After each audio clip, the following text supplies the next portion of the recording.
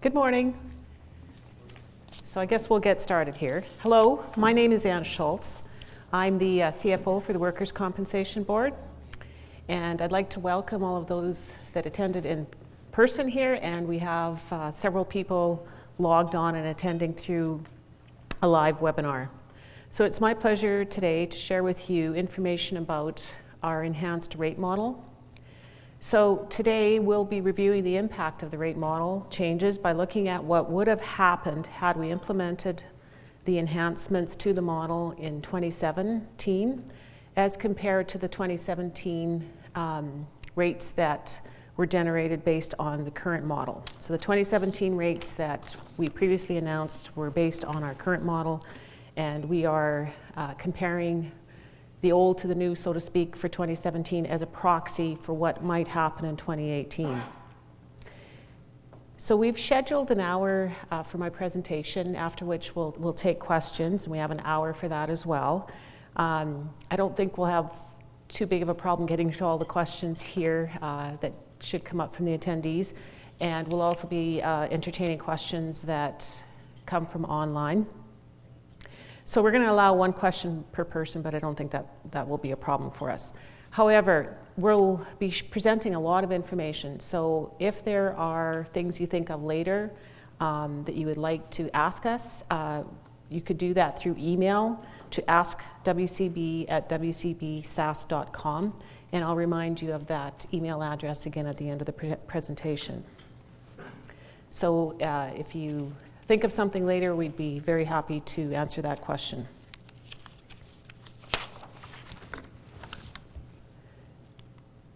So today we're talking about municipalities, RMs, towns, villages, cities. And the agenda we're going to follow is just go through a little bit about the background of WCB, why we did the rate model review, the impact on your industry, and then some next steps.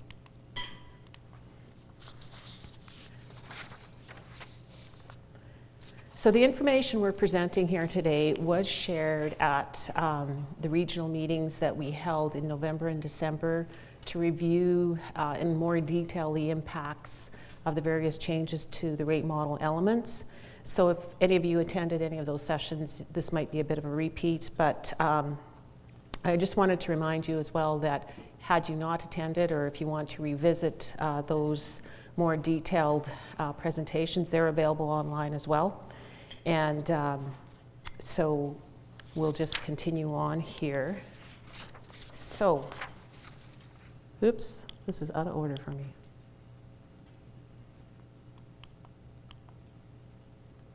Oh, there's where I want to be. Okay, so why do we pay WCB premiums? Before 1915, workers who were hurt and sought compensation for injuries that occurred on the job could only sue their employers in order to get benefits. Often these workers weren't successful and ended up becoming burdens of the state on social security programs that existed at the time. However, if the worker was successful, the employer was often put under financial hardship if the court award to restitute the injured worker was very high. So if the worker was not successful, they ended up on the dole, so to speak, and if the worker was successful, he could often bankrupt the business that he worked for. So in Canada in the early 1900s, especially in Ontario, it was recognized the problem of the burden on society with respect to the costs of providing for workers that were hurt on the job. So based on what was happening in Europe, the Ontario government commissioned a study by a man by the name of Sir William Meredith, and he crafted what's come to be known as the historical compromise. This compromise meant that workers would agree to give up their right to sue in exchange for security of medical and wage loss benefits, and employers would assume the cost of the system in exchange for protection from legal action. So that's the historical compromise. In Canada, all jurisdictions have adopted this model, and in Saskatchewan, our legislation adopting this model was enacted in 1929. So the historical compromise is based on principles, 5 main principles, which have become to be known as the Meredith Principles. The first is that the system is based on a no-fault compensation system, which means that workers are paid benefits regardless of who is at fault for the injury, and the worker and the employers basically give up the right to sue. There's no argument over responsibility or liability for the injury. Security of benefits is the second principle, which means that a fund needs to be established to guarantee that funds will exist to pay benefits for the current year and into the future. So what that means is someone can be hurt in the current year, but they could be receiving WC benefits up to 50 years in the future if they're a very young person. So the system has to have the ability to pay those benefits into the future. The other important concept is collective liability, which meant that employers covered by WCB on the whole should share liability for the workplace injuries insurance. The total cost of the compensation system should be shared by all employers, and all employers would contribute to a common fund. This is the foundation of all insurance claims, that there is collective liability to ensure that no employer is unduly burdened with a very expensive claim. The last 2 principles have to do with the administration of the system, and they call for independent administration, which means that the organizations who administer the workers' compensation are separate and apart from government and political interference, for example, with respect to rate setting or entitlement to benefits. The last principle Meredith outlined was that there should be exclusive jurisdiction, which means that there's only the workers' comp organizations should provide workers' compensation insurance, and that all claims related to injuries at work should be directed to the compensation board. The board would be the final decision maker and final authority for all claims. This principle supports the previous principles of collective liability and security of benefits.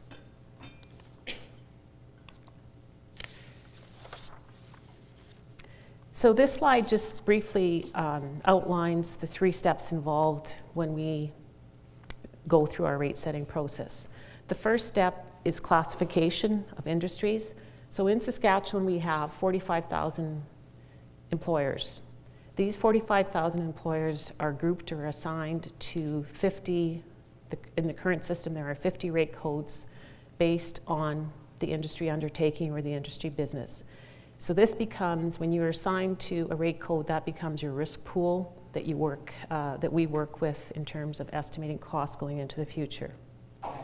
So the main objective of the rate setting process is to ensure that we collect enough premiums for future costs for today's claims.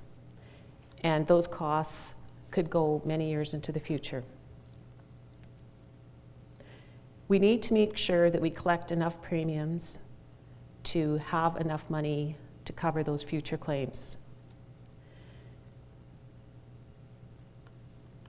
Step 2 is when we look at the collective liability for the risk pool. So if you're assigned to a rate code, there's a collective liability aspect for that rate code. And the collective experience of all the employers in that rate code determine the industry premium rate. Now, that's easy to say, but there's lots of steps that go into that, and we'll be going through how that's all determined. And that all employers in the same rate code start with the same industry premium rate. The last step to come to the net premium is application of the experience rating program, which is step 3. And that provides for individual employers' experience, and depending on that experience, they could receive a discount or be charged a surcharge based on their performance. So the experience rating program is sort of accountability at the employer level. In Saskatchewan, we have 2 parts to the experience rating program. There's a standard program, which applies to smaller businesses, and the cutoff for that is $21,000 premiums in 3 consecutive years. So if your premiums are less than $21,000 in 3 years, you would be in the standard program, and your experience rating program is based on the frequency of injuries that you have in that period. You could get a maximum discount of up to 25% or a maximum surcharge of 75%. In Saskatchewan, approximately 88% of our employers belong to the standard program. So that's the majority of our employers. The advanced program is for larger employers. So if your premiums are in excess of $21,000 over a 3-year period, you are in this advanced program. And this program is based on costs. So your cost is compared to costs of other employers in your industry code. And if you're better, you receive a discount. If you're worse, you receive a surcharge. The maximum discount in the advanced program is 30%, and the maximum surcharge is 200%. So why did we do the rate model review? The rate model review was recommended after as part of an asset liability study that was conducted at the WCB following an investment optimization study that the board had undertaken. So an asset liability study looks at our investments that we're invested in and looks at our liabilities and studies whether we have security of benefits going forward. So will our asset pool generate enough revenue to support that benefit liability and provide security of benefits? So as part of that study, we engaged an external consultant by the name of Eckler, and he looked at our whole financial system, and he recommended that we have a look at our rate model. So we began the rate model review in late 2015 and completed it in 2016. The other reason that we did the rate model review is that we had heard from employer groups that our rate model was not reactive enough to improvements or changes in injury rates. And the board agreed that, yes, we should review the model. So here we are today.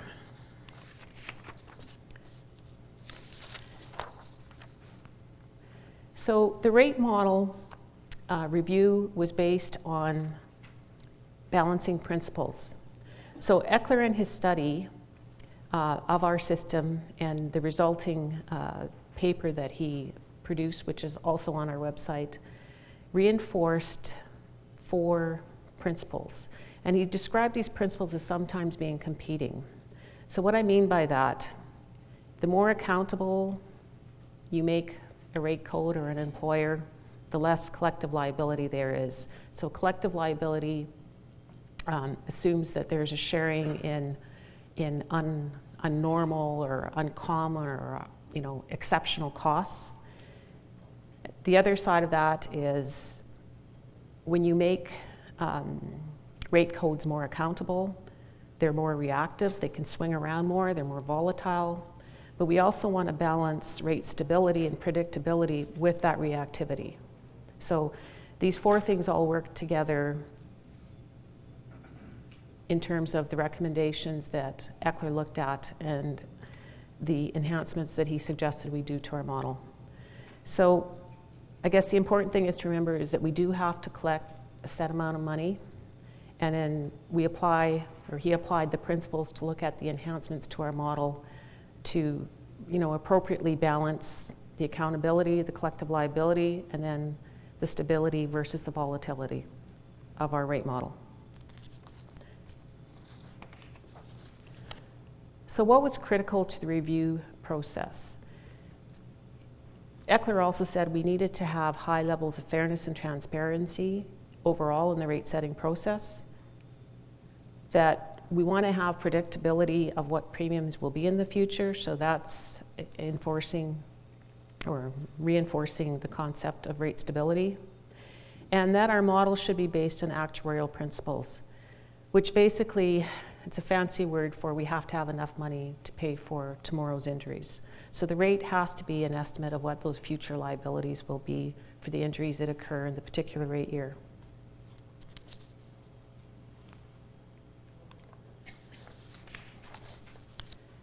So the rate model review resulted in several key recommendations.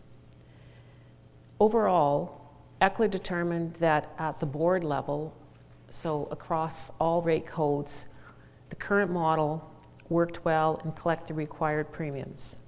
So at the board level, what I mean by the board level, that's all 50 rate codes. So at that high level, we are collecting the correct amount of premiums. But he did recommend several refinements as opposed to a complete overhaul of our system. And those refinements, we'll go through them in more detail. But we knew after we saw and did the analysis that in the shift to the enhanced parts of the model, there were some large industry shifts. So that is the reason that the board did not implement in 2017, because we decided we needed time to educate and also seek input from employers as to how we should transition to this new enhanced model. So we'll be going through the recommendations for enhancements in detail, but there is one recommendation that we're not going to talk about a lot in the coming slides, which I'll just cover a little bit here now, and that's classification. So previously I said we had 88% of our employers belong to the standard program, which is for small employers, and the smaller the employers are and the smaller the rate code that they belong in, the less credible they are. So ECLA said we need to review our classification system. So remember I talked about there was 50 rate codes and employers are assigned to a rate code. We need to review that system. And we should implement a process to periodically review all rate codes. Currently it's an ad hoc process, so there's no standard way or standard time that we review our classification system. The board has decided that we will not change our classification system at this time. However, we are committed to establishing a process to look at classification on a more periodic, I guess if you want to call it discipline basis in the future. However, setting up this process takes time. There's lots of analysis that goes into whether what rate codes should be merged or where an employer should belong. So it takes time to do that analysis as well. We want to consult with our employer groups to ensure that they're involved in whatever changes happen to the classification process. As part of the recommendations, ECLA gave us some recommendations with respect to how to deal with this problem of small rate codes, and we'll be talking about that in the next couple of slides with respect to how we deal with credibility of industries. So if rate codes are too small to stand on their own, we have mechanisms through the credibility enhancements to deal with that.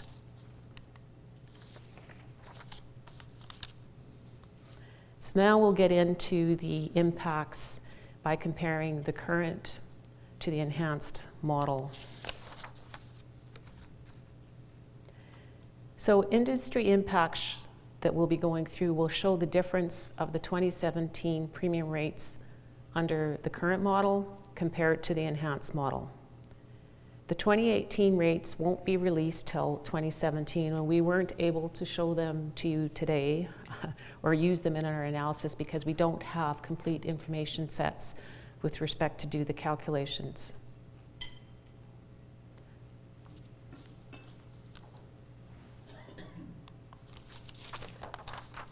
So the first enhancement we're going to talk about today is credibility of industries. So credibility of industries is related to the classification recommendation that I previously spoke to. Because we have small rate codes that are less credible and that are less able to predict future costs, ECLA recommended changes to the way we our credibility process in the current rate model. So the current rate model calculates credibility of a particular industry code based on the premiums in that code. And the way we currently do it in the current model, there's only 10 rate codes that are determined to be more than 75% credible. So that means only 10 rate codes are seen to stand on their own. The other thing that we do in the current rate model is that we use the board level experience, which again, board level experience is the experience of all 50 rate codes, to supplement less credible rate codes. So the calculations, we would calculate your credibility, and then based on that determination, it determines how much of the board level experience comes into determining your costs. So I should back up a little bit here. I've seen some perplexed looks. So when we set rates, we look at 5 years of costs in order to predict the future. But if you're not a credible rate code, our ability to predict based on that 5-year history is not good. So then we would supplement it with board level experience. Under the enhanced model, ECLA recommended that we change the calculation of credibility, and rather than calculate it based on premiums, that we calculate it based on costs in the industry, and that rather than supplementing a rate code's credibility with experience of others in the system, that we look to just that rate code by extending the time that we use in averaging those costs in order to predict the future costs. So what we agreed to do was we calculate the credibility with the new method based on costs. Then we would supplement that 5 years that we look ahead with 10 years of experience. So I'll give an example later, I think that might make that clearer. So in the new enhanced model, with the new calculation, if you have approximately $16.5 million in claims costs over the 5-year period, you would be fully credible. With the change, 23 rate codes have credibility above 75%. So that means they're standing more on their own experience. So this reinforces the principles of accountability. They're going to be more accountable for their own performance. And reactivity, in that if their experience is changing, it's going to react quicker because we're just looking at their experience and not averaging it with board level or the other rate code experience. So I said before, you need about $16 million of costs to be fully credible. However, if the rate code had $10 million of cost, they would be about 60% credible. In that situation, we would use 60% of the 5-year average costs, and then we would add 40% of the 10-year average costs to come up with an average cost to predict the future for that rate code, the future cost for that rate code.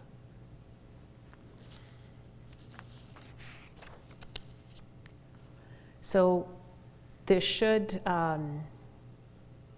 result in credibility taking into account more of an industry's own experience. It would improve accountability and predictability and reactivity if there's changes in that experience. And it removes the shifts from the reliance on the board level experience down to the industry's own experience. So in general, rate codes negatively impacted by the credibility change would see an increase because their experience is worse than that experience of all other rate codes or the board level experience.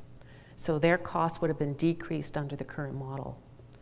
And they could see an increase if their 10-year average costs that might be brought into the calculation if they're less credible, if their 10-year average costs were higher than their 5-year average costs. Rate codes that are positively impacted by this change on the way we calculate credibility would see a decrease because their experience is better than the board level or the experience of all the other rate codes, which increases their costs under the current model. and or their 10-year costs are lower than their 5-year costs if we need to bring in the 10-year costs. So for G31, currently G31 is 80% credible.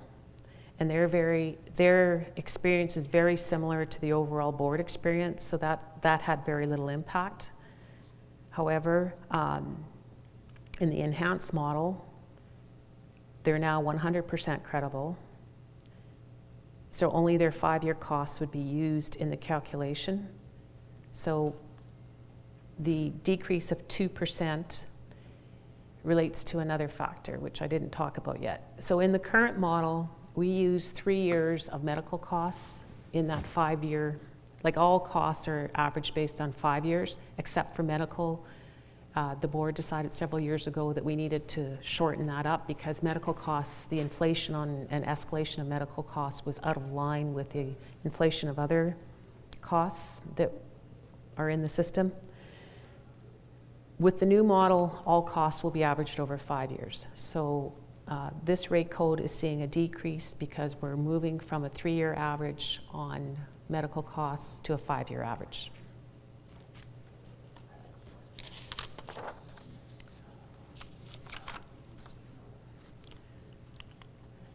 The next part of the model that Eckler looked at was how we predict the future costs.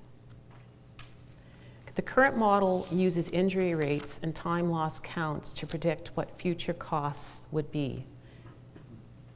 Back in the 1990s, when this model was implemented, this was valid. However, with the emergence of new trends recently, such as return to work, the changes to medical costs, and the significant reduction in time loss counts, using time loss counts to predict future costs is no longer relevant because we've seen that cost per claim, the structure of that has changed, and time loss counts no longer are correlated with the change in the cost per claim.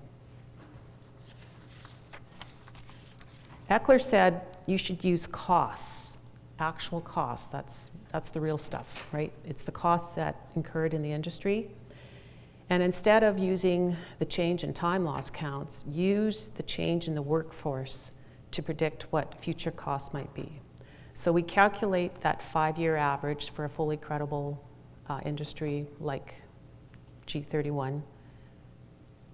And he said instead of using the time loss count trends, you should use the change in workforce, which is the change in the estimated number of workers in the industry to predict what future costs would be. He said that's a much tighter correlation. And actually we back tested that, and it is a very strong correlation. The other thing with respect to use of indicators is we knew the old model was underestimating cost per claim. So we used to intervene in the model and blend rates. So what we would do, we would calculate, for example, 2017, we calculated the rate. We blended that with the rate for 2016. And that would ensure that we were collecting enough money to cover the costs of the claims.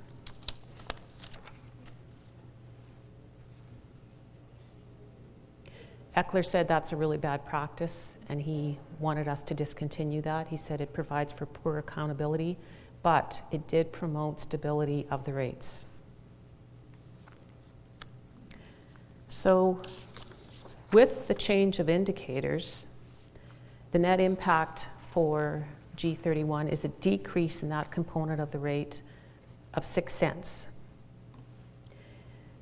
There's 2 parts to that. So the averaging part, when we take out the impact of averaging the rates, blending the rates, rates would have gone down 7%, or sorry, not 7%, 7 cents. And making the change for the time loss counts, not using time loss counts, but using workforce, would increase the rate by 1 cent. So the net decrease is 6 cents.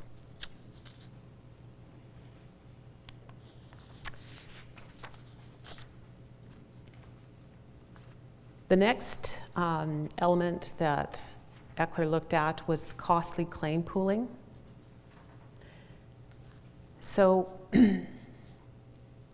Costly claim pooling is when costs are spread among a larger group of employers. For example, certain costs are allocated at the rate code level, some may be moved up to the class level, and then some the board level. So what is a class? All industry rate codes are assigned to a class. So for example, G31 is in the G class. So we have board level, we have classes, and then we have the 50 rate codes. In the current system, we only pool costs in excess of a fixed $90,000 for pension costs to the class. So what that means, if you have a long-term claim that's on pension, once it's over $90,000, it gets pooled to all the rate codes in that class. Not at the board level, but at the class level. ECLR recommended that we relook at how we cap costs and what we pool either at the class level or at the board level. And it's kind of a two-part recommendation.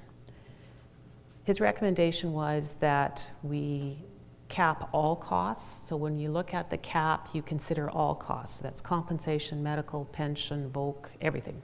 That you look at a complete set of costs. Because he said it doesn't really provide good collective liability if you're only looking at one element.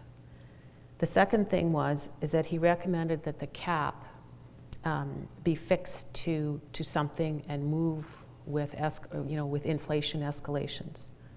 So he recommended that we look at capping all costs based on the maximum insurable earnings amount. We did some analysis, and it was determined that 3 times the maximum insurable wage rate would be a good capping and provide for a good cutoff for collective liability in terms of what cost the industry would be responsible for and what costs would be shared. The second part of ECLR's recommendation was that we no longer pool at just the class level. He said it would be better collective liability if you pooled those costs in excess of the cap at the board level, which means that those costs are pooled by shared by all industry rate codes, and that we allocate that pool based on the proportional cost of the rate code. So they're going to pick up that share of the board pooling amount based on the costs in their industry. So this change means that about 75% of the costs will stay with the rate code and 25% go into that pool that's going to get allocated out amongst all. We're going to be talking about fatalities in a minute, but the change to fatalities are also included in this change on costly claim pooling. And I'll maybe flip back to that one when we talk about fatalities.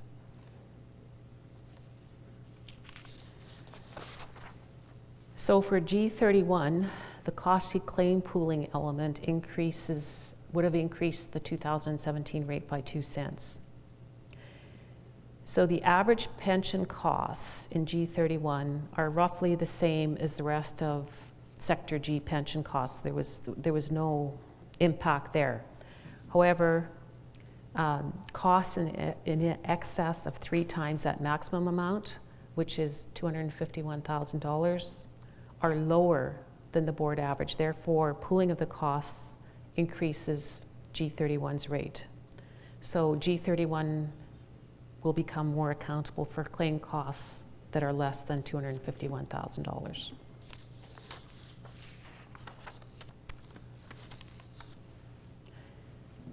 The next recommendation that ECLR looked at was the allocation of fatality costs. So right now, every rate code is charged the same amount for fatalities in the rate code, and it's determined on the 10-year average cost of all fatalities in the system. So for 2017, that worked out to 4 cents. So every rate code is charged the same flat 4 cents, whether they had a fatality or not. ECLR recommended that we increase accountability with respect to this element of the rate code and suggested that fatalities needed to be charged to the industries in which they occurred. The board also looked at this and decided that, based on analysis, that really fatalities are no different than any other serious claim. So rather than charge on an average basis, they said it should be the actual cost of the fatality charged to the particular rate code.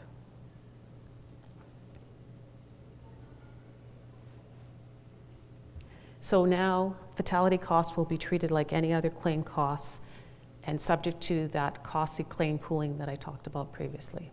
So if you have like the cost of a fatality can vary significantly. The cost for a basic burial fee, if someone is single and has no dependents, is relatively small, $10,000. However, the cost of a fatality where someone has dependents with, several children could exceed well over $1 million. So the benefit of the cap will come in to promote collective liability if those costs exceed the $251,000 cap limit.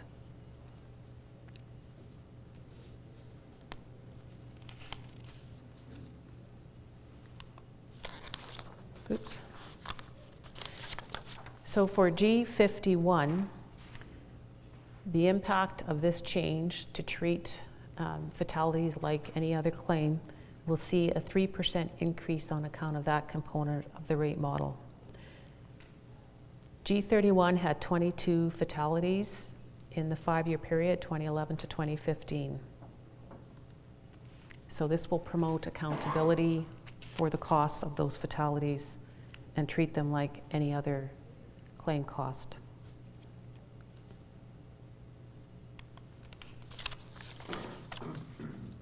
Long-term claims. The other part of when we calculate the 5-year average for a fully credible industry to calculate to estimate what the future, try to predict what the future costs are. In the current model, we look at all costs in that 5 years. So there could be costs in that 5-year average that relate to industry or that relate to injuries that happened 20 or 30 years ago, because someone could stay on benefit for up to 50 years. Eckler recommended that we look at that practice because he said you need to put more emphasis on recent experience. Some of those injuries that happened many, many years ago happened when the economy was different. Could have been different employers, practices with respect to safety and prevention have changed. So he said it's not fair to keep charging those industries for those really old claims. So he recommended that rather than letting the costs fall where they fall, that we cut them off after 7 years. So what that means, if the injury, when we're calculating the 2017 rates, we would cut off injuries that were more than 7 years old when we calculate that 5-year average that's predicting the future costs. What happens to those costs, we still have to pay for those, the other, say 43 years of costs of a 50-year claim. They get pooled, they will be pooled at the board level, and again, shared out amongst all industries based on their proportionate share of the cost. So if the cost related, if it was older than 7 years, it's going to go into the pool, and it'll get allocated to all industries based on the costs relative to the cost of the whole board structure. So this change will increase reactivity and accountability because it puts more emphasis on recent experience for the rate code.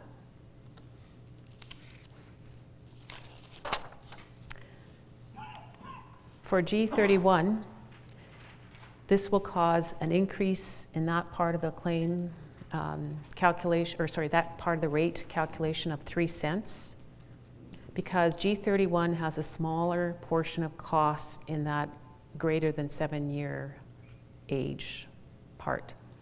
So they've got fewer costs in that 43-year-old tail. So pooling these costs will increase their costs. So there's less pooling of the costs in this system. Under the new method, less collective liability.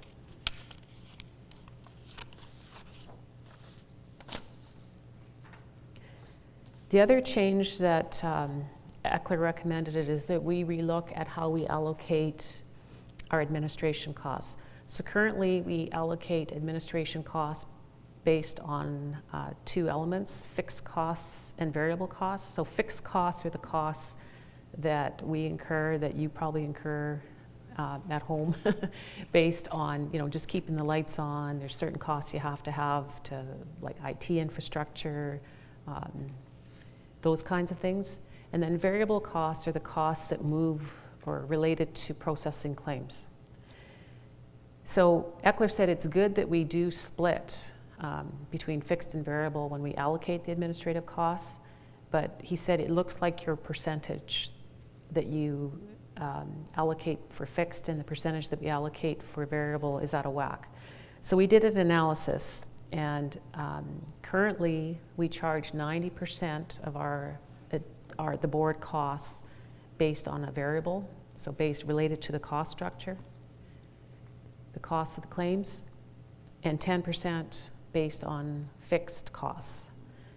When we did our analysis, we determined that the fixed component was really probably higher and more around 30%.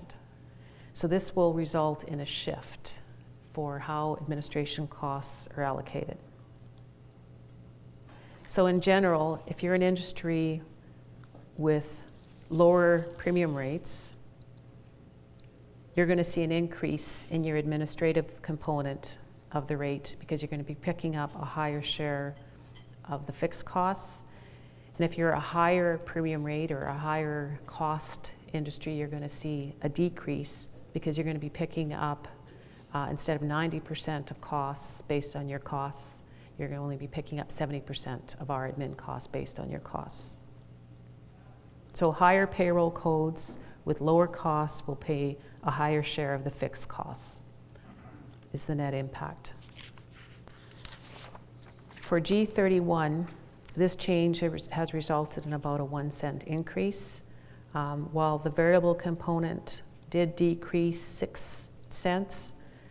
The fixed component, the change from moving from 10 to 30% fixed allocation, has resulted in a 7 cent increase, so the net is 1 cent. So this slide kind of brings together all of the elements and all the changes, the impacts of the changes. All the elements work together, and we can't pick and choose ones that benefit us versus ones we don't like so much. So it's like a system, right? They all work together and result in the net rate, which should be on the next slide. So had we implemented the new model in 2017, G31 would have seen a 1 cent increase or less than a % increase on the rate code from $1.20 to $1.21. So what's the impact of that for the rate code? As a group, that would have meant $92,900 more premiums would have been collected from G31. With 956 employers in that rate code, the average per employer increase is less than $100, about $97 for the transition. Again, this is just a proxy for what might happen in 2018. We don't have the data to do the 2018 rates yet. And I just want to remind people that we're presenting this to show you what might happen in 2018.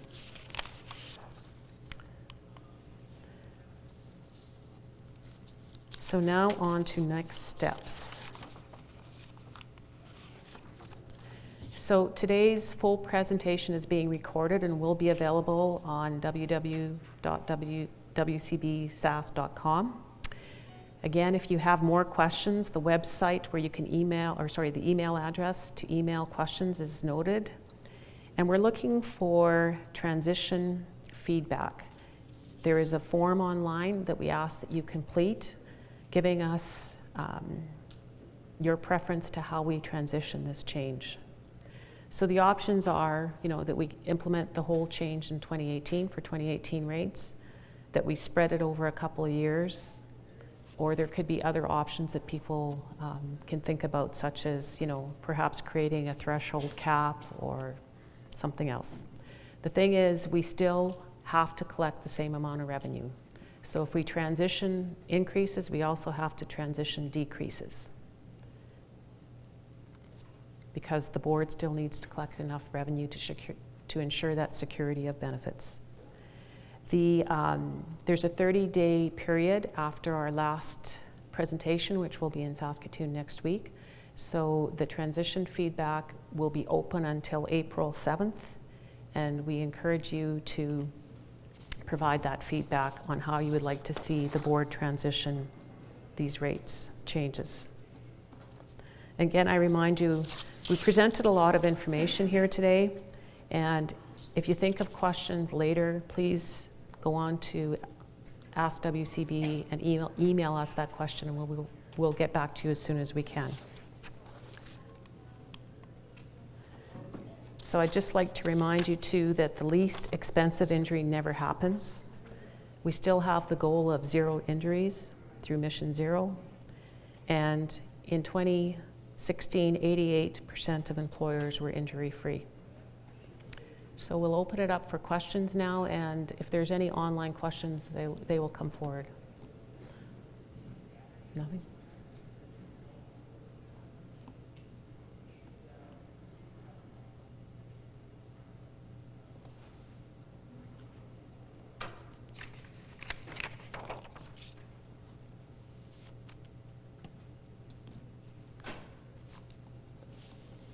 Well, thank you very much. And there's still breakfast back there if anyone's hungry and needs to eat something before they go back to work.